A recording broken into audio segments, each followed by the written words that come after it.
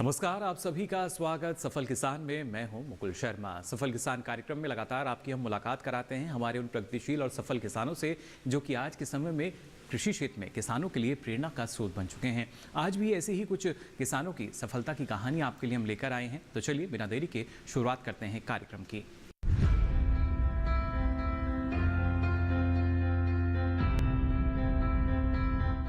सफल किसान में आइए सबसे पहले बात करते हैं प्रदीप जी के बारे में। प्रदीप जी रोहतक हरियाणा के रहने वाले हैं और ये पशुपालन क्षेत्र से जुड़े हुए हैं, डेयरी उद्योग से ये जुड़े हुए हैं और लगातार इन्होंने कोशिश की कि कैसे डेयरी क्षेत्र में अपने मुनाफे को ये बढ़ा सकते हैं।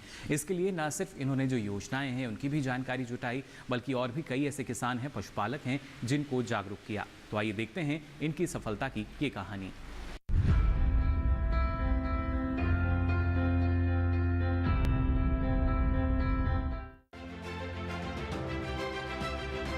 हरियाणा देश का ऐसा राज्य जो उन्नत खेती के लिए तो जाना ही जाता है, साथ ही पशुपालन के लिए भी जाना जाता है। इन दोनों ही भूमिकाओं को संभाल रहे हैं रोहतक जिले के प्रदीप सिंह जी। प्रदीप जी अपने करीब 3 हेक्टेयर के खेत में गेहूं, सरसों, जौ, कपास, मोटे अनाज, सब्जी फसलों की खेती करते हैं, जिसके लिए कम पानी में भरपूर पैदावार की विधियों का इस्तेमाल होता है। वहीं प्रदीप मिल्क प्रोडक्ट भी बनाते हैं। कैसे आया उन्हें इसका विचार, आइए जानते हैं। MBA की डिग्री लेने के बाद हर युवा चाहता है कि उसे किसी बड़ी कंपनी में नौकरी मिल जाए और जीवन खुशहाली से बीते। हिसार के प्रदीप जी ने भी ऐसा ही किया। कॉर्पोरेट जगत में करीब 10 साल तक अपनी सेवाएं देते हुए उनके मन में वो सुकून नहीं था जो वो चाहते थे। सुकून की ये तलाश खत्म करने के लिए प्रदीप कुछ ऐसा करना चाहते थे जिसमें किसानों का भी भला हो जाए और स्वयं का व्यवसाय भी शुरू किया जा सके। बहुत विचार मंथन करने के बाद प्रदीप जी ने 2018 में बागड़ी मिल्क पार्लर की शुरुआत की, जिसमें वो किसानों से दूध लेकर उसे प्रोसेस करते थे। अपने उत्पाद को पहचान देने के लिए प्रदीप जी शुरुआत में पार्कों में जाकर सुबह शाम गर्म दूध का स्टॉल लगाते थे। उत्पाद की लोकप्रियता देखकर इसकी गुणवत्ता और स्वाद में और सुधार किए गए। इसके बाद दूध के साथ साथ खीर, बादाम मिल्क, लस्सी जैसे उत्पाद भी बनाने लगे।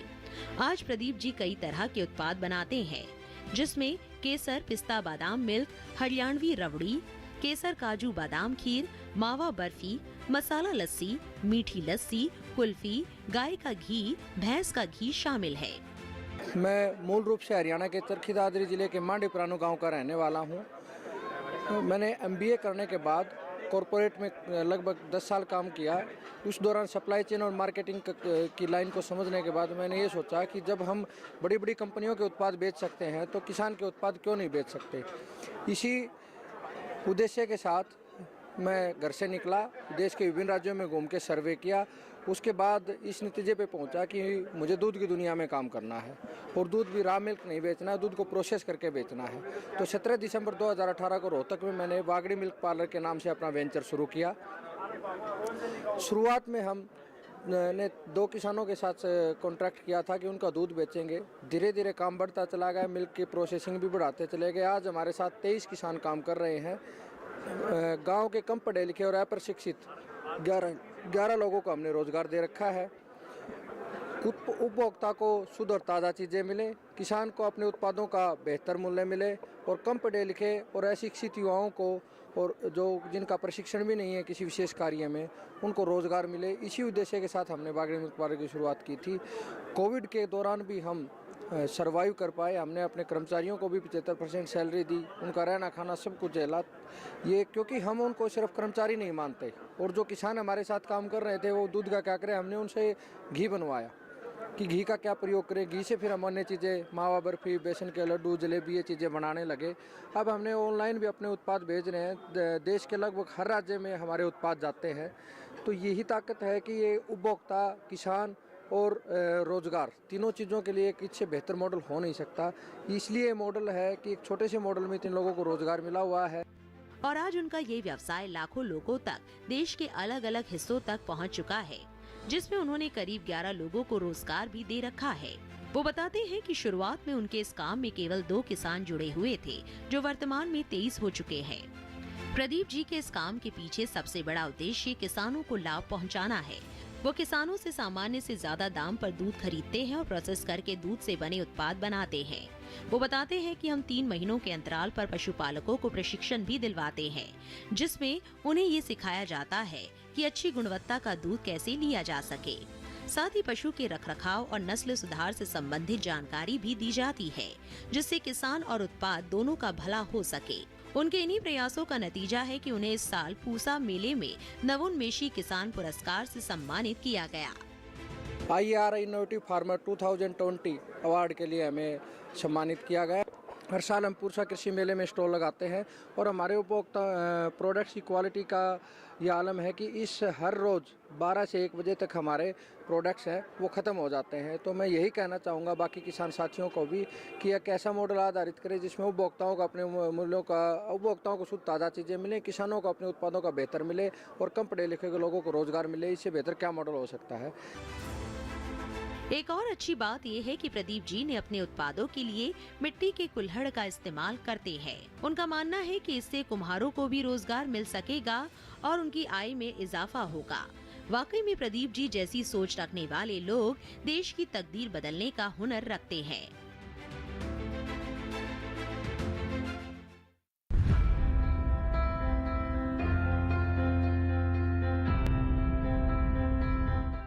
तो देखिए आपने कामयाबी की ये दास्तां। फिलहाल सफल किसान में वक्त हो चला एक छोटे से ब्रेक का। ब्रेक से लौटेंगे तो बात करेंगे एक और सफल किसान की। आप बने रहिए दूरदर्शन किसान पर।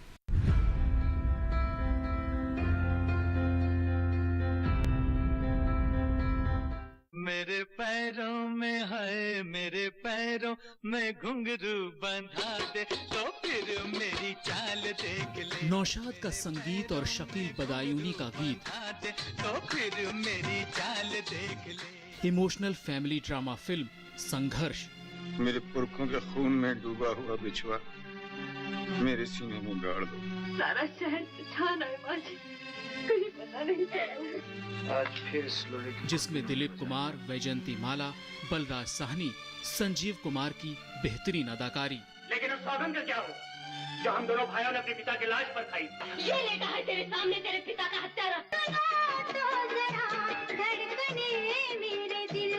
देखना न भूलें सिर्फ डीडी नेशनल पर बॉलीवुड टॉकीज विद अन्नू कपूर। 6 जून दोपहर 1 बजे सिर्फ डीडी नेशनल पर।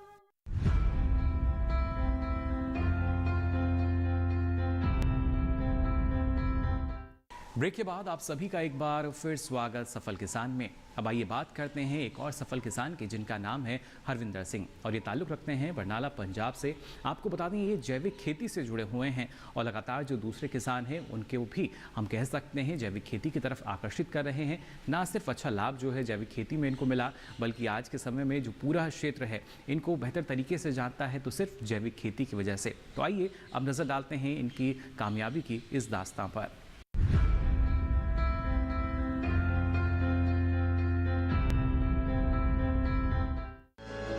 ये कहना गलत नहीं होगा कि जैविक खेती किसानों के लिए एक वरदान साबित हो रही है। आज के समय में जैविक खेती को अपनाकर किसान अपनी आर्थिक स्थिति को सुधारने में कामयाब हो रहे हैं। आज बात एक ऐसे ही प्रगतिशील किसान हरविंदर सिंह की करते हैं, जिन्होंने जैविक खेती की बदौलत अपनी आय बढ़ाने में सफलता हासिल की है और दूसरे किसानों के लिए प्रेरणा स्रोत भी बन गए हैं। हरविंदर सिंह जिला बरनाला पंजाब के रहने वाले एक प्रगतिशील किसान हैं, जो अपने खेत में जैविक विधि से खेती कर रहे हैं।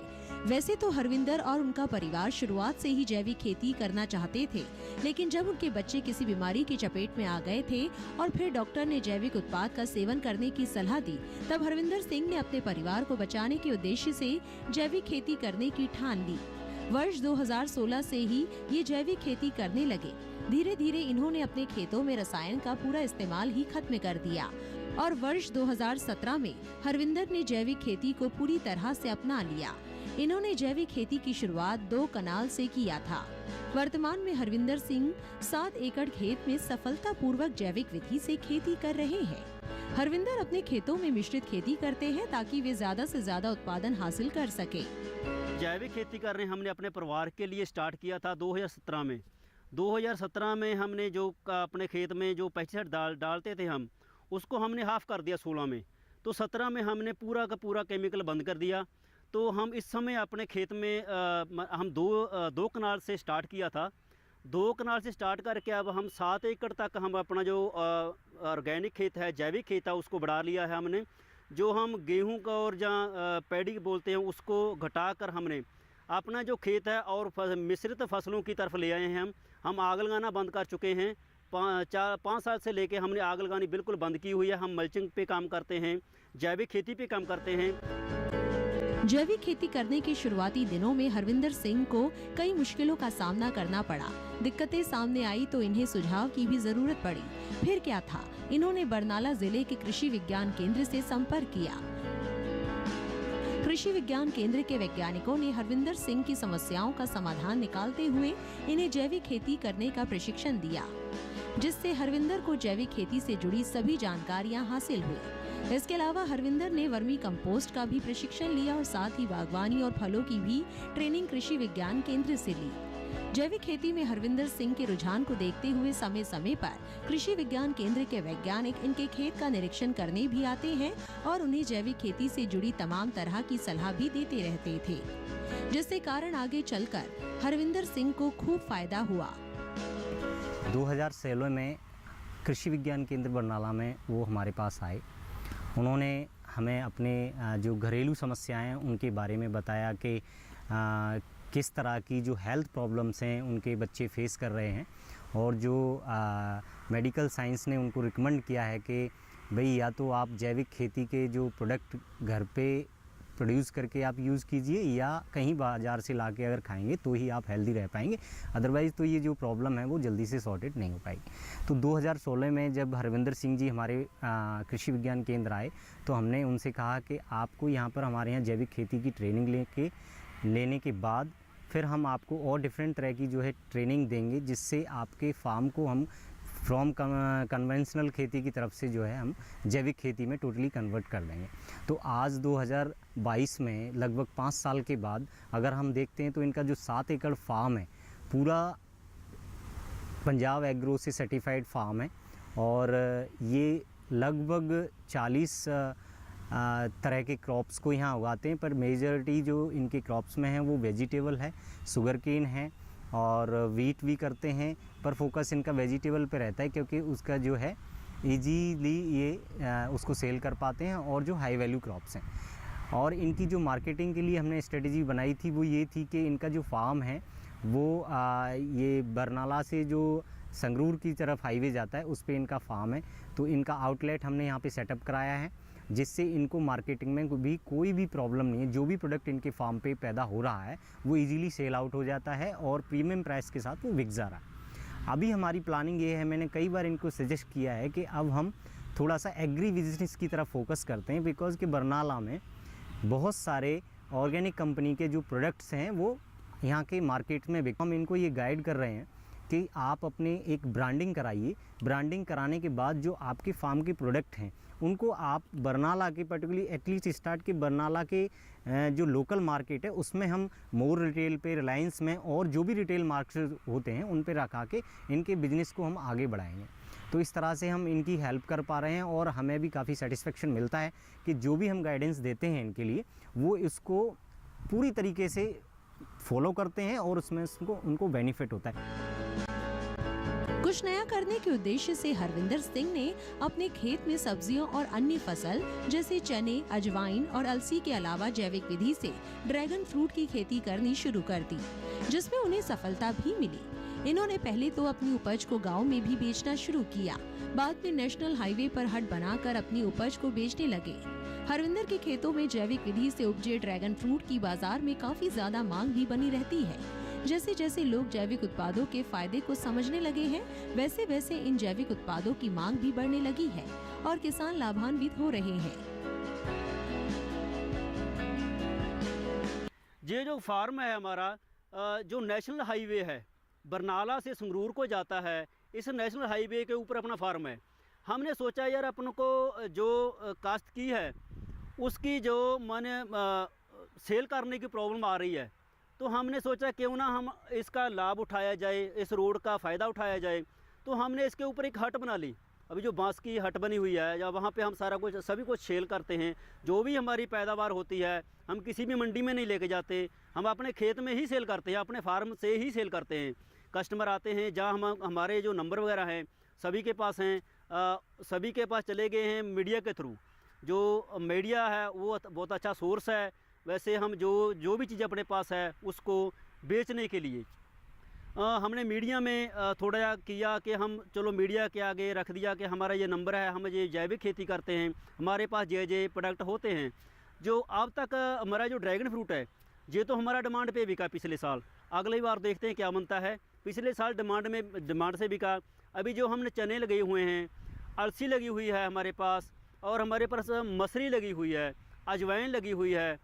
तीनों चारों चीज़ों की जो सेल है उसकी तो कोई प्रॉब्लम नहीं है। वो तो हमारे अभी डिमांड है उनकी, तो बिक ही चुके हैं मानो के चलिए। जो हमारे पास सब्जियां हैं इनको बेचने के लिए हमने अपनी हट तैयार की हुई है, जहां पे हट पे बेचते हैं। वर्ष 2017 से जैविक खेती कर रहे हरविंदर सिंह अपने अनुभव को किसानों से साझा करते हैं। उन्हें ये बताने की जैविक खेती को अपनाकर अपने परिवार और समाज में योगदान दें। इस पद्धति में किसी भी प्रकार के रसायन का इस्तेमाल नहीं होता है। यही कारण है कि इन उत्पादों की मांग भी बढ़ती जा रही है। किसान अपने जिले के कृषि विज्ञान केंद्र से संपर्क कर जैविक खेती का प्रशिक्षण भी हासिल कर सकते हैं और जैविक खेती को अपनाकर किसान निश्चित ही ज्यादा से ज्यादा लाभ कमा सकते हैं।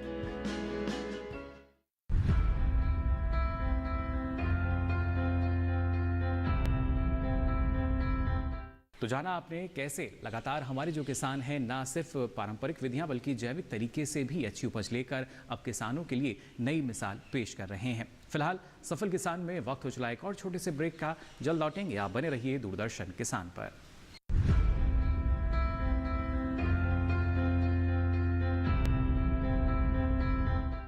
हर मौज है गंगा का दर्पण, ये सुबह है बनारस का मंजर, ये कश्ती माझी पंछी, ये दिलकश धरती माहौल ये हर दिल वाले को दिखलाता है एक सपना, माहौल ये हर दिल वाले को दिखलाता है एक सपना, कोई तो होगा अपना रामा हो रामा, कोई तो होगा अपना।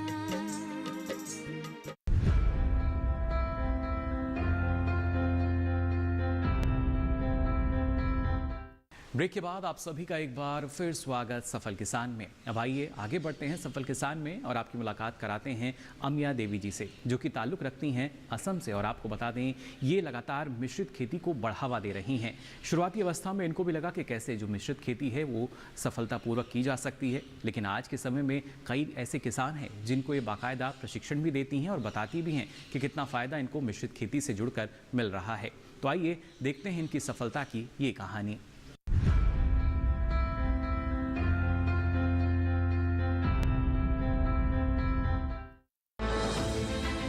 असम जाना जाता है अपनी अलग संस्कृति के लिए। असम कृषि प्रधान राज्य है, इसीलिए खेती यहाँ की अर्थव्यवस्था का मुख्य आधार है। धान यहाँ की मुख्य खाद्य फसल है। इसके अलावा जूट, चाय, कपास, तिलहन, गन्ना, आलू यहाँ की नकदी फसलें हैं। प्रकृति की हरी चुनर ओढ़े असम अपनी कहानी खुद बयां कर रहा है, जिसमें अहम भूमिका निभा रहे हैं यहाँ के किसान। असम में गुवाहाटी से करीब 2 घंटे की दूरी पर बोरा गांव की अमिया देवी अपने गांव की शोभा बढ़ा रही हैं। खेती में अपना नाम दर्ज कराना इतना आसान ना था। कई उतार चढ़ाव को देखने वाली अमिया देवी आज गांव की महिलाओं के लिए किसी प्रेरणा से कम नहीं। कुछ समय पीछे जाएं तो अमिया देवी का खेती से दूर दूर तक कोई नाता ना था। पिता फौज में थे, इसीलिए घर में खेती किसानी वाला माहौल नहीं था। इसके बावजूद उन्होंने खेती से खुद को जोड़ा। अमिया के पास एक छोटी सी जमीन का टुकड़ा था। क्योंकि खेती से इनका कोई नाता ना होने के कारण इनके पिता ने वो जमीन किसी और को आधे में दे रखा था। अमिया की जल्दी शादी और बच्चे हो जाने के कारण जिम्मेदारियां बढ़ती जा रही थी। हालांकि बचपन में उनकी खेल में भी काफी रुचि थी। उनका सपना था कि खेल में वो नाम कमाएं, लेकिन उनकी ये रुचि आगे न बढ़ सकी और वो सामान्य जीवन जीने लगी। सबसे कठिन वक्त तब आया जब इनके पति की नौकरी पर कुछ गड़बड़ी की वजह से रोक लगा दी गई। इस दौरान पूरा परिवार शहर से गांव में आ गया। परिवार पर भरण पोषण की समस्या आ पड़ी। उम्मीद के सारे रास्ते बंद हो गए थे। तब अमिया देवी ने स्वयं सहायता समूह बनाया। अमिया देवी ने इसके पहले इस तरह का कोई काम नहीं किया था। ये पहला मौका था जब समाज के सारे बंधन तोड़कर वो घर से बाहर निकलकर समूह की महत्वपूर्ण सदस्य बन गई। इसी दौरान उन्हें कृषि विज्ञान केंद्र के बारे में पता चला। वहां से जानकारी लेकर इनके समूह के लोगों ने मूंग की खेती की। पारंपरिक खेती की जगह आधुनिक खेती में किस्मत आजमाई। खेती को बेहतर कर सके इसके लिए प्रशिक्षण लिया और जी तोड़ मेहनत की और सफलता हाथ लगी। इसके बाद धान की खेती की। धान की पैदावार अच्छी हो इसके लिए बीज कृषि विज्ञान केंद्र से लिए। वहीं से नई तरीकों से खेती करना सीखा। अमिया की मेहनत रंग ला रही थी। पैदावार अच्छी होने से आय भी बढ़िया हो रही थी। इनके ये प्रयास गांव की बाकी महिलाओं को भी प्रभावित कर रहे थे। उस समय पहली बार मैं सामाजिक कामों के लिए मैं घर से बाहर आई थी। हमारे संगठन का जो हिसाब रखती थी उनके बीमार पड़ने के कारण मुझे वो पद मिला।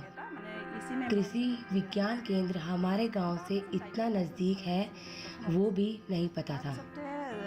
फिर पहले हम 3 महिलाओं ने मिलकर मूंग की खेती करने के बारे में सोचा।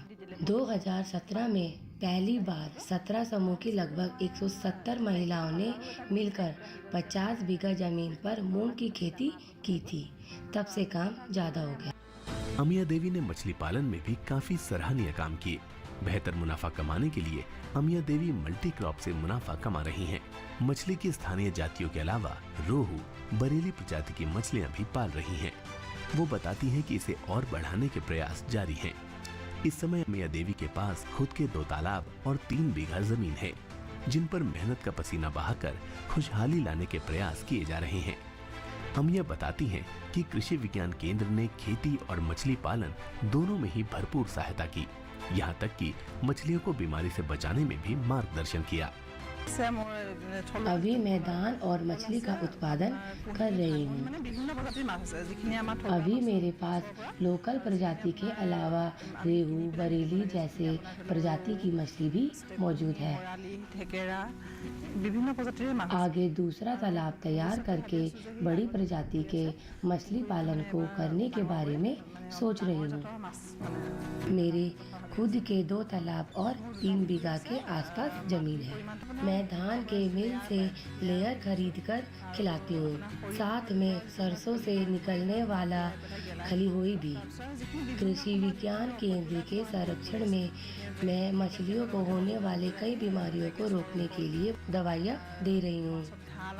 कृषि विज्ञान के एक सर ने कहा कि तालाब में मछली कुछ ज्यादा हो गई है, इसीलिए अब हर 3 दिन में 10 किलो मछली निकाल लेती हूँ, जिसे मछली व्यापारी मेरे यहाँ से ले जा रहे हैं। इससे मुझे काफी लाभ मिलता है।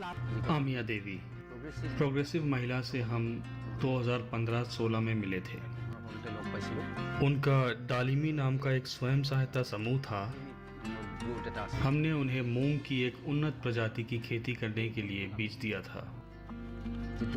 तब उन्होंने अच्छी फसल की और ये बता दिया कि वो नई तकनीक से कृषि करने में सक्षम हैं।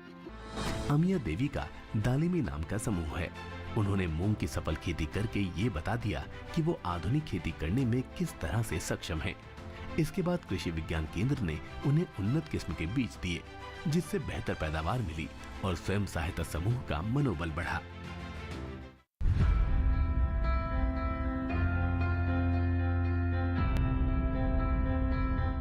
तो देखिए, आपने कामयाबी की ये दास्तां और लगातार इस तरह की ही जो दास्तां हैं, सफलता की कहानी है, आपके लिए हम लाते रहेंगे। फिलहाल वक्त हो चला है आपसे विदा लेने का, लेकिन आपको बता दें, अगर आप अपना कोई सवाल या सुझाव हम तक पहुंचाना चाहते हैं तो इसके लिए आप हमें मेल कर सकते हैं। हमारी मेल आईडी है safalkisan@gmail.com।